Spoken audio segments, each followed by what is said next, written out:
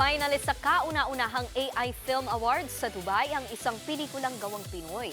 Kahit AI raw ang ginamit, punong-puno ito ng puso. Nasa frontline na balitang yan si News 5 Entertainment Correspondent Von Belinario. I hope you don't die.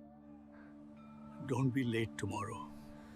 Pelikulang nilikha sa tulong ng Artificial Intelligence o AI, patunay niya ng Pinoy AI film na Portrait Number 72 na isa lang naman sa top 5 finalists sa kauna-unahang AI Film Awards sa Dubai.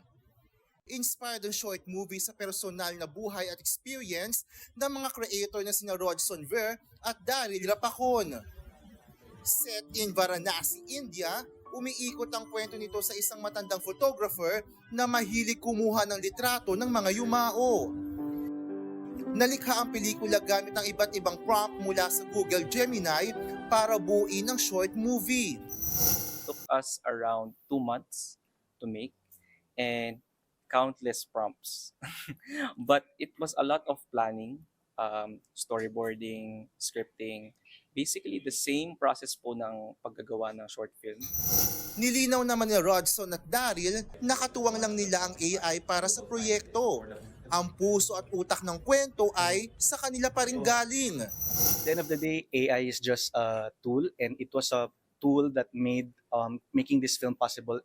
Wala kaming time, budget, and resources, but with AI, it made it possible. Para kay Film Development Council of the Philippines Chairman at batikang direktor na si Jose Javier Reyes, hindi na maitatanggi ang tulong ng AI lalo na sa entertainment industry.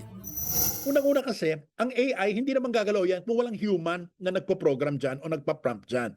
So in other words, there is still human intervention. Which leads me again to the second point na ang importante yung wastong paggamit at may proper guidance ng paggamit niyan.